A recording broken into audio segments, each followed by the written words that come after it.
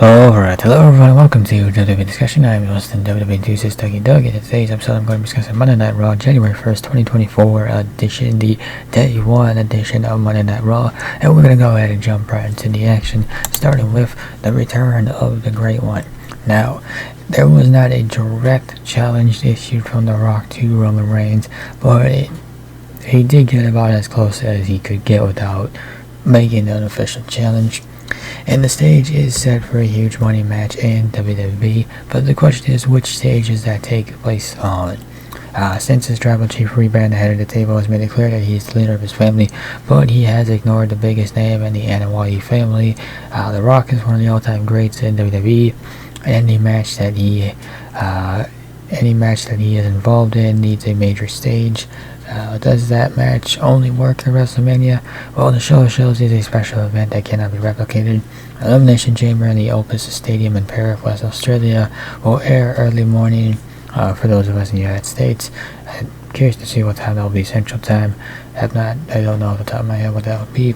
And the Chamber is usually built as a setup show for the show of shows. WrestleMania is the premier premium live event in WWE. Now, Australia did request The Rock to be at Elimination Chamber, but they did not say in what capacity. So it certainly will be interesting to see how WWE plays this one out. This is a match that's been talked about for quite some time. Apparently it could have happened at WrestleMania 39, but they weren't able to come to an agreement.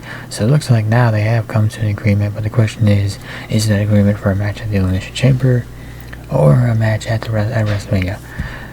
In all honesty, you could do either stage. I think Elimination Chamber works better than WrestleMania, and the reason why I say that is because if you do Rock versus Roman Reigns, that creates a problem, and that problem centers around one superstar, that being Cody Rhodes. And it is quite interesting to think about what lies, I guess when it comes to Cody Rhodes, the question for him is what lies on his road to WrestleMania. So going into 2023, the assumption was that Cody Rhodes would challenge Roman Reigns and beat him for the undisputed WWE Universal Championship. And while he did win the Royal Rumble and challenge Roman Reigns for the title at WrestleMania, he failed ultimately to win the title. And he struggled to get back on track. He had a feud with Brock Lesnar that resulted in Lesnar putting him over big at SummerSlam. But the rival of The Rock, though, or I guess with the rival of The Rock, though, the American Nightmare might not be the biggest star that could challenge the head of the table at WrestleMania. Rhodes is an absolute star, that's no question, along with a future world champion, also not in question. However, anyone would be overshadowed by The Rock. At this point, it's hard to tell what the American Nightmare will do next on the road to WrestleMania. His feud with Shinsuke Nakamura has been a solid one and an engaging one. Has been solid and engaging, but that will likely end next week on Raw with their match. Will likely end next week on Raw. Since Rhodes is seemingly still focused on winning Reigns' title long term, it would not make sense for him to challenge for another title at WrestleMania. So I guess the best option would be a non-champion, but who could that be? Well, on Monday Night Raw, that could be Drew McIntyre. He's the top bad guy on Monday Night Raw. Otherwise, if you were to look over to the SmackDown side of things, Randy Orton and LA Knight are a couple of big names. But again, the issue is that those guys are on SmackDown, and Rhodes is on Raw. So we're gonna have to come up with some sort of workaround for that. Drew McIntyre, speaking of which, this isn't a question. This is a statement. And that even though he lost a second time to Seth Rollins, he can still rebound.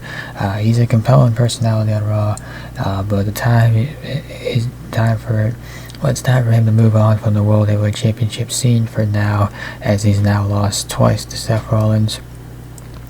And the easy answer would be for the Scottish Warrior to rebound for a great performance in the Royal Rumble match. He doesn't have to win it. He just has to be presented as a monster. You think back to his 2020 run that included eliminating Brock Lesnar and winning the match.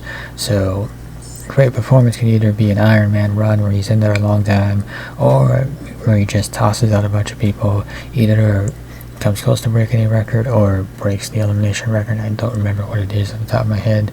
Either way, In the next few months, WWE should be selling McIntyre as a monster again who can challenge anyone, which sets him up for a non-title feud on the road to WrestleMania, be that with Cody Rhodes or maybe even LA Knight.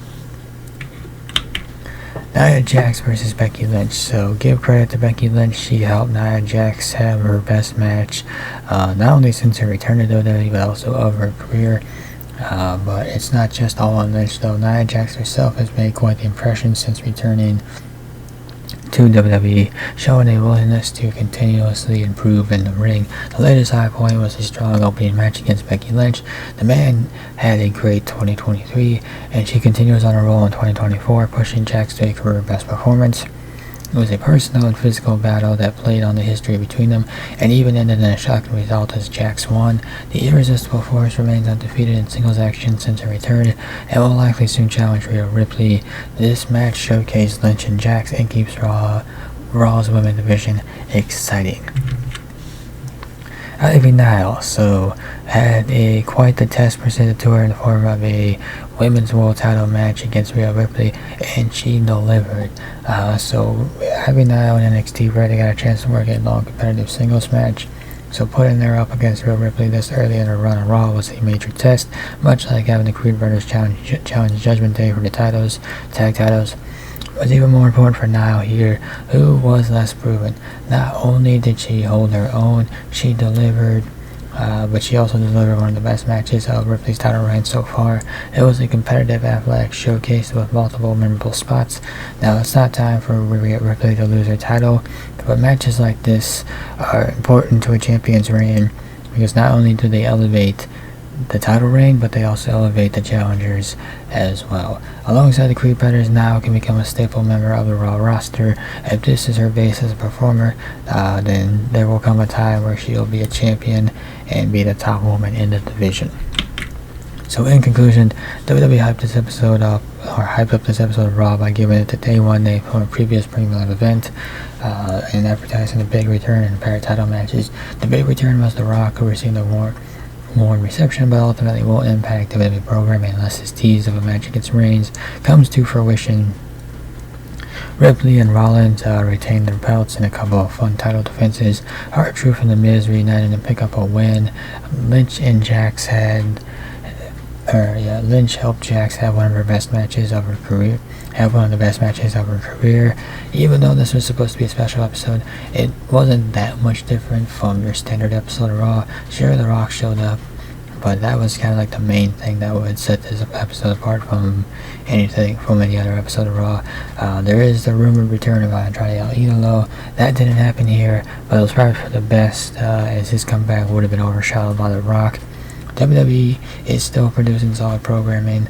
WWE is off to a solid start in 2024, and I think we can all expect that trend to continue on the road to WrestleMania and even past then. And with that will conclude this episode of WWE Discussion. If you enjoyed this episode, be sure to hit that like and subscribe button down below.